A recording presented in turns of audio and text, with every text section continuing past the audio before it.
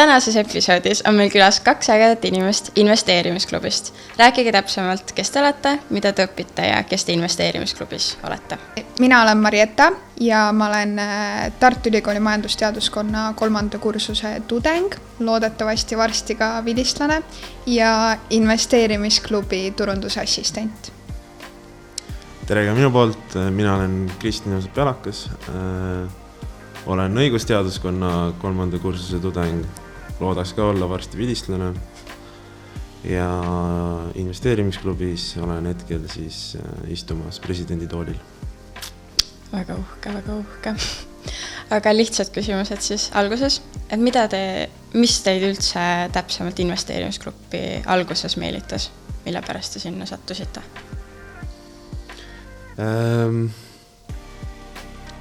Kui hakkas ülikooli teine aasta, siis hakkas ilmuma Facebooki igasugust reklaami, et on loodud Tartu Ülikooli investeerimisklubi.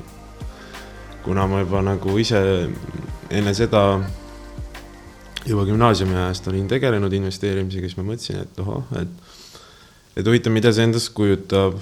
Ja siis seal hakkas tulema veel igast infot, et seal alustatakse nagu väga sükest basic asjadest ja siis jõutakse välja siis nagu sükeste nagu edasi jõudnud teemade juurde. Ja siis mulle tundus, et see võib päris huvitav olla.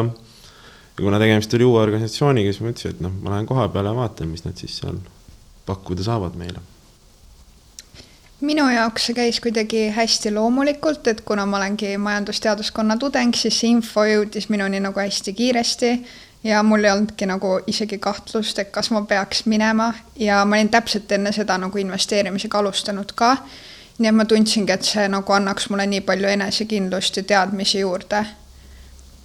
Okei. Tõite juba ise selle investeerimise välja, et te olete sellega juba enne tegelenud. Nii et mis olid teie esimesed investeeringud siis enne klubisse liigutamist juba? Mina mäletan väga hästi, sest et siis algas täpselt see koroonapandeemia, ehk siis 2020 aasta kevad, turud olid väga palju kukkunud ja täpselt sellel ajal sattus mulle kuidagi kätte Jaak Roosaare raamat, mille ma siis läbi lugesin. Ma arvan, et väga paljud alustavad oma investeerimisteekonda tänu sellele raamatule ja siis ma ostsin oma esimesed Tallink ja Nordeconi aktsiad ja ma ostsin neid suhteliselt vähe, et ma tahtsingi midagi odavat ja nagu katsetada. Aga tagantjärgi vaadates siis tegelikult mul sellel ajal ka mõlkus mõttes, et võiks LHV aktsiaid osta, aga need olid 10 eurot ja siis ma ei tahtnud, sest et need olid nii kallid, aga et see oleks palju parem investeering olnud. Nii et odavam ei ole alati kõige parem. Kristjan, sinu? Jaa, mul nagu see lugu on natuke pikem, miks ma üldse nagu investeerima hakkasin. Ma hakkasin investeerima tegelikult siis, kui LHV tuli börsile mingi 2016 äkki või. Siis suht niimoodi gümnaasiumi ajal ja siis mul oli tekkinud nagu esimene siuke vaba raha ja kuna mul nagu see oli küll vaba raha, aga see ei olnud nagu piisavalt ja ma nagu enda arust nagu piisavalt taskuraha ka ei saanud, siis mõtlesin, et kuidagi võiks nagu seda raha kuskilt juurde saada. Aga kooli ajal nagu tööle ka minna ei jõudnud, siis me küsisime ennalt, et mis need nagu võimalused meil siin üldse on. Siis ütles, et ma ei tea, vaata aktsiaid näiteks. Siis mul sattus ka see sama Jaak Roosaare raamat pihku, mille ma ka ilusti läbi lugesin ja väga pikka aega pidasin seda investeerimispiibliks, aga ja siis tegin ka oma esimesed tehingud börsil ja ostsingi siis mõnesaja euro eest siis end sinna LHV IPOsse sisse ja siis oli 10. klass, oli mingi ühiskonnatund, ma mäletan, siis IPO tehti avalikuks, esimest korda LHV-ga hakati kauplema ja siis ma istusin ja refreshisin kogu aeg seda portfelli ja mõtlesin, et millal nüüd see ilge papp mulle tasku kukub. Midagi ei kukkunud taskus, mingi täiesti mõttetu esimene päev oli, ma olin jumala pettunud. Saime lõpetajalt ka meliseda, et miks ma mingit elos istun tunni ajal, siis üritasin selgitada, et näed, süke asi, ta nagu ei saanud aru sellest, mis see on. ja siis jah, aga siis mingi aeg läks mööda ja siis ma pidin juba autokooli minema ja siis ma vaatasin uuesti enda portfelli. Ma olin hästi solvunud nagu LHV peale, et nende aktsia ei tõusnud kohe alguses. Ja siis ma nagu mingi, ma ei tea, aasta aega üldse ei avanudki seda portfelli ja siis vaatasin, et nüüd on vaja nagu autokooli eest maksta ja siis €200 oli järsku saanud 500 ja sain enda autokooli makstud. Et see oli nagu minu esimene investeerimine. Okei. Noh, läks siis isegi hästi. Jah, läks suht okeilt jah, selles suhtes. Ja siis sealt peale seda nagu, siis juba töötasid suvel kuskil restos ja edasi ja siis tekkis jälle nagu seda vaba raha veel rohkem, aga kuna juba olid nagu näinud, et näed, et saab nagu tasuta pappi on ka võimalik saada nagu mitte midagi tegemata. Siis ma mõtlesin, et proovisin veel. Siis mingi hetk nagu jõudis kohale, et Balti börs oli nagu suht igav, nüüd muidugi viimased paar aastat, seal on ikka päris nagu normaalne pidu lahti läinud. Tänaseks on juba veits nagu äfteka tunne sees, et osadel on juba pohmakas, aga jah, ikka juhtub. Need viimased hipod näiteks. aga siis ma hakkasin juba välismaale vaatama juba suuremate rahadega ja nii nagu edasi ta ongi läinud selles suhtes. Okei. Aga kas teil olid, alguses, kas teil oli mingid strateegiad ka või teete lihtsalt nagu, et okei, proovib vaata, mis saab või kas teil on nüüdseks siis välja kujunenud mingid strateegiad, mille järgi te investeerite, kui teil neid varem ei olnud? Alguses pigem ei olnud, et suht selline kõhutunde pealt ja ma nagu lähtusin kuidagi sellest, et ettevõtted, kes mulle endale nii-öelda südamelähedased olid, aga praegu ma üritan siis esiteks sektorite vahel oma investeeringuid hajutada, ehk siis mul ongi näiteks kinnisvarasektorist, turismindusest, pangandusest, geograafiliselt hajutada, et USA ja Balti börs, kuigi nad ikkagi lõppude lõpuks langevad koos ja tõusevad koos, aga vähemalt midagigi. Ja siis, mida ma veel teen, on see, et ma ostangi iga kuu siis neid aktsiaid juurde, et ükskõik mis hind parasjagu on, et ma kuidagi üritan nagu seda turgu ajastada, et kui on suuremad langused, siis ma ostan kindlasti rohkem, aga jah, ma üritan ikka kogu aeg pidevalt juurde osta ja mitte oodata neid õigeid hetke, et kunagi ei ole see õige hetk, et lihtsalt tuleb osta ja vaadata, mis saab. Jah, ma olen nagu Maretaga selles suhtes nõus, et osta juurde vahet ei ole, mis kui sa oled nagu noor, et kui sa oled mingi 70 juba, et siis nagu võib-olla tasuks mõelda. Et siis ei ole nagu nii palju aega võib-olla enam jäänud, et jõuab kõik miinused tasa teha uuesti, aga muidu küll jah, selles suhtes, et tasub proovida, tasub katsetada, aga mu enda esimene strateegia LHV puhul oli see, et vist guugeldasin, vaatasin, et mingi how to make the most money with stocks on ja siis tuligi, et IPOD on nagu mingi süke teema, et võib väga palju pappi teenida, aga võib kaotada ka, on ja tol ajal nagu tundus, et Balti börs on nagu suht igav, et see midagi ei toimu, et palju ma ikka kaotan ja kui ma kaotangi see €200, et mis vahet seal siis ikka on nagu selles suhtes. Et see oli nagu mu see esimene strateegia ja nagu näha, siis ei õnnestunud on ja kohe alguses, et nagu ilgelt pappist ei tulnud, hiljem küll tuli. Eks tuli nagu suht nagu pikk positsioon, mitte väga pikk, mitte mingi, ma ei tea, 1,5 aastat oli see positsioon. Aga nagu praegu täna ma ei teagi, ma pigem üsna süke riskantseid investeeringuid võtan teha, et kindlasti ei soovita mitte kellegile samasuguseid investeeringuid niimoodi võõrastele, et võib-olla mõnele sõbrale, võib-olla olen kunagi öelnud ja et nüüd ostsin seda, tegin seda, aga nüüd avalikult kindlasti ei räägi. Ja siis, kui Mareta siin mainis seda 2020 aasta, siis koroonapandeemia aega, siis mina istusin Kaitseväes kinni sõpradega ja siis meil ei olnud see mitte midagi teha ja siis me hakkasime lihtsalt nagu väikeste summadega nagu lollitama tegelikult nagu börsil. Ehk siis lugesime Wall Street Betsi ja vaatasime, mis sealt tuleb. Ja ütlen nagu, et Wall Street Betsiga võib väga palju raha teenida, aga võib väga palju kaotada ka selles suhtes, et see õppetund on käes. Aga täna mina nagu iga kuu juurde enam ei osta, sest et ma Balti börsil ei tegutse ja USA börsid nagu ei ole mõtet sisuliselt alla $1000, siis üldse hakata midagi ostma, sest et teenustasud lihtsalt söövad siis juba kasumit sealt, on ju. Ja iga kuu mul nagu $1000 nagu üle ei jää raha, on ju. Et see on tudengina. Et sellepärast ma nagu iga kuu ei osta. Aga kui ma ostan, siis ma ostan, mingi aeg ma panustasin biomeditsiini ettevõtetesse, need positsioonid on nüüd suletud ja nüüd siis täna ma enam nagu ei hakka ütlema, kus mul praegu on raha investeeritud. Sest et need positsioonid on veel avatud ja ma ei räägi avalikult niimoodi. Väga aus.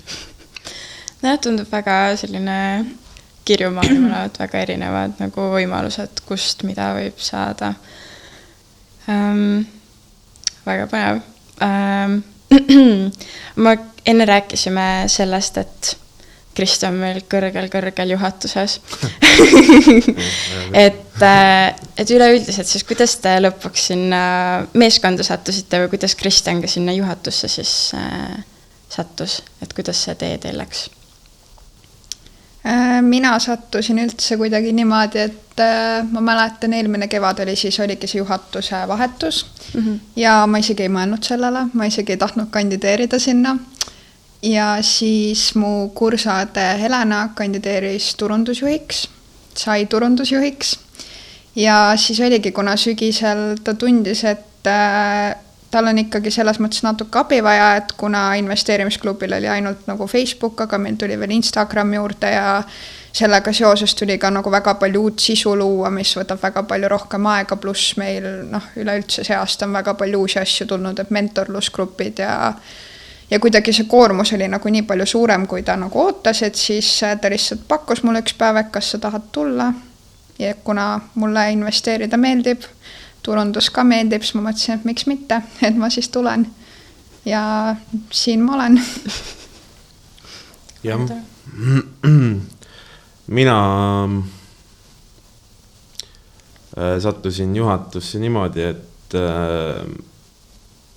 tegelikult ma nagu ei kandideerinud sinna, aga mind valiti ikka juhatusse tänu siis sellele, et mu sõber kandideeris minu eest.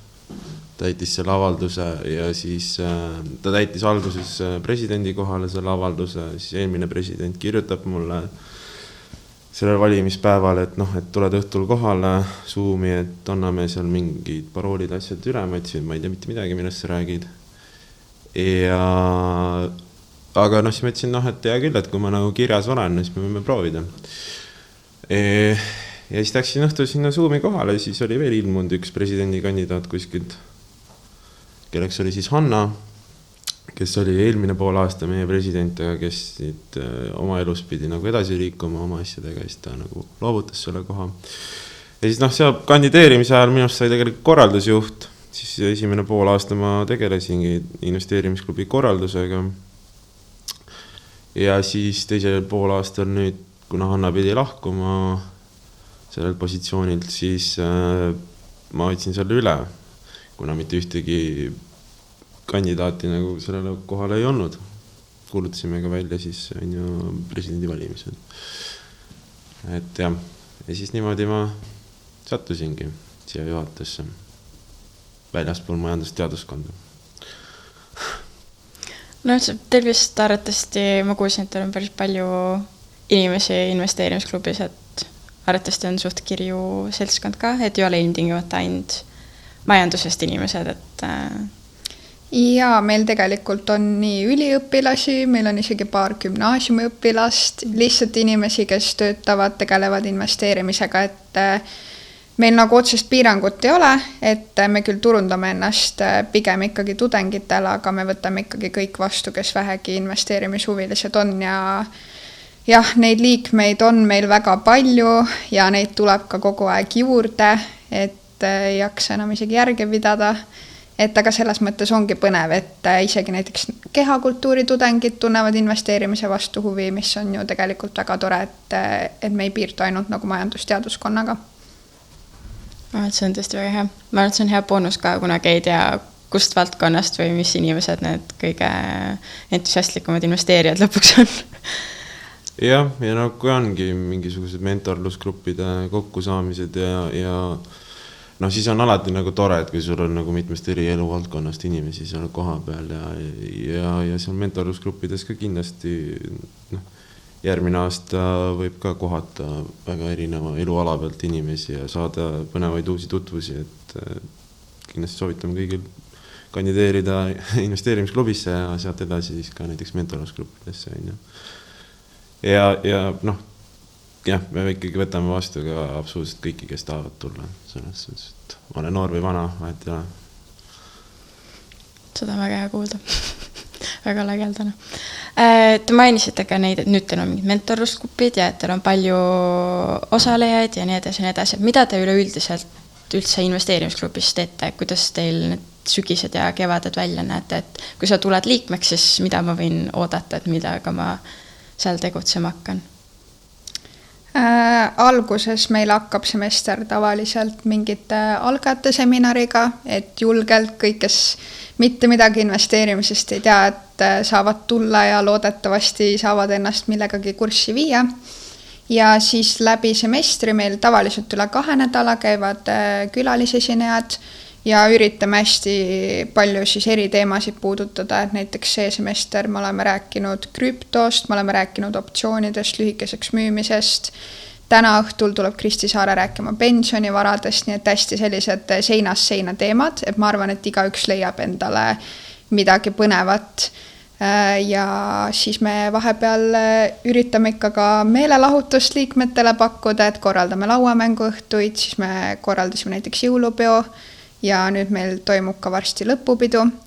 Ja siis lisaks kõigele sellele on meil ka need mentorlusgrupid, et äkki Kristjan tahab lähemalt rääkida. Jah, no jah, seal meil on need mentorlusgrupid ja nende nagu eesmärk on siis tuua kokku sama tasemega inimesi siis investeerimisalaselt ja panna nad siis ühte gruppi, et nad siis seal oma keskis seaksid üksteisele mingisugused eesmärke, investeerimisalasid vahet ei ole tegelikult. Ja siis koos töötaksid nende eesmärkideni jõudmise suunas siis. Ja seal igal mentorlusgrupil on oma juht, kellega siis suhtleme meie nagu otseselt nagu nende kõikide mentorlusgruppide grupi liikmetega kokku ei puutu iganädalaselt, et me pigem lihtsalt küsime ülevaadet siis grupi juhilt. On väga aktiivseid gruppe, mis on väga tore, on väga selliseid passiivseid gruppe, mis juba nii tore ei ole, aga noh, iga üritusega on tavaliselt nii. Et jah. Ja nende eesmärk sisuliselt ongi see, et inimesed saaksid oma keskis, kuna meie nagu klubil on hästi palju liikmeid, siis me kartsime, et võib tekkida nagu olukord, kus ei julgeta võib-olla siis suures grupis küsida mingeid küsimusi, näiteks eriti veel ongi algajate siis küsimused, ma arvataks, et võib-olla on niigi loll küsimus või jumal teab mida, et tegelikult nagu ei ole lolli küsimusi olemas. Ja siis see eesmärk oligi nagu see, et panna siis sama tasemega inimesed nagu gruppidesse ja et kui neil on mingid küsimusid, saaksid oma vahel arutada, leida koos vastuseid nendele ja niimoodi õppida.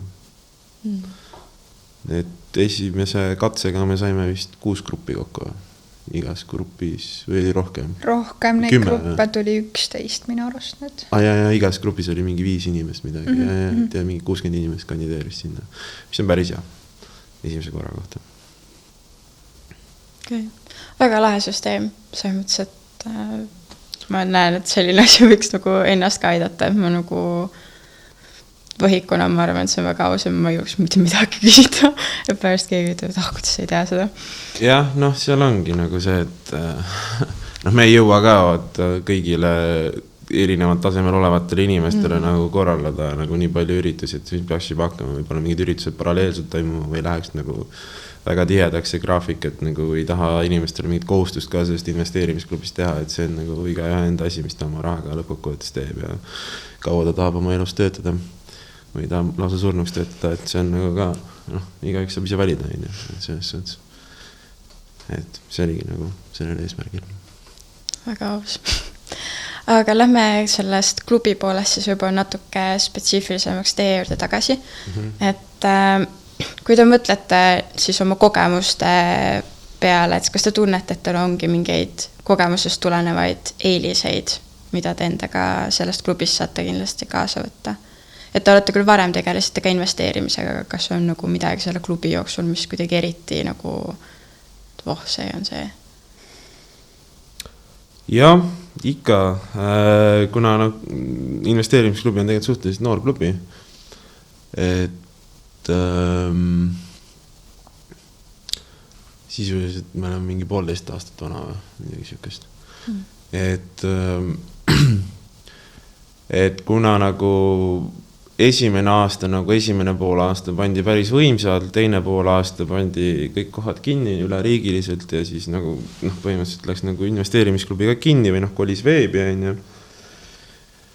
Et siis nagu see kogu see üritus nagu üsna vajus ära, mis on nagu arusaadav, sest kõik istuvad kodus, keegi väga nagu ei viitsi tegeleda millega. Ja meile siis antigi nagu, ma ei taha nüüd nagu kedagi mingi dissida siin, aga nagu meile anti natuke siuke poolik asi üle, mis on ka jällegi arusaadav, et kuna nad olid 1 aasta ainult tegutsenud, see ei jõuagi nagu kõike läbi mõelda.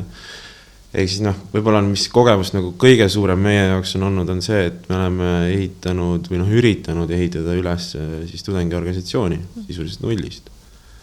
Et võib-olla kui sa kandideerid kuskile mujale ja kindlasti nagu töö sellel nime nagu jätkub, et investeerimisklubi kindlasti ei ole valmis veel, et meil on erinevaid mõtteid siin veel, mis on praegu parasjagu töös, mida nime nagu, mis ei ole veel päris käiku läinud, et investeerimisklubi ei ole valmis ja kindlasti ka järgmine aasta see ülesehitamisprotsess nagu jätkub ja meil ei ole ka kõik läbi mõeldud, aga nagu võib-olla kõige suurem nagu kogemus ongi see, et me oleme lihtsalt midagi hakanud nullist tegema.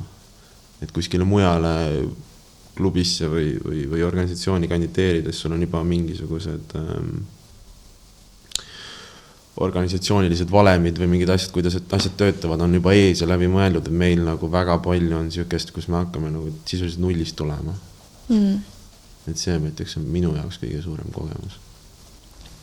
Ma ütleks ka, et just see võimalus katsetada asjadega, et näiteks oligi see, et me tegime selle Instagrami, millega meil on nagu väga hästi läinud ja üleüldse, et me oleme saanud hästi palju visuaalidega turunduse poole pealt katsetada ja kõigega, mis sisu me loome, et näiteks sügise keskpaigast me hakkasime neid börsinädala kokkuvõtteid kirjutama, et me üritame nagu oma liikmetele hästi palju nagu leida veel mingeid viise, kuidas neile seda lisandväärtust pakkuda ja nagu et neid rohkem julgustada ja kaasata ja et see on nagu hästi tore, et sellises uues organisatsioonis sul ei ole nagu mingeid piire ees, et sa võid põhimõtteliselt teha ükskõik, mida sa tahad ja vaadata lihtsalt, et kas toimib või mitte.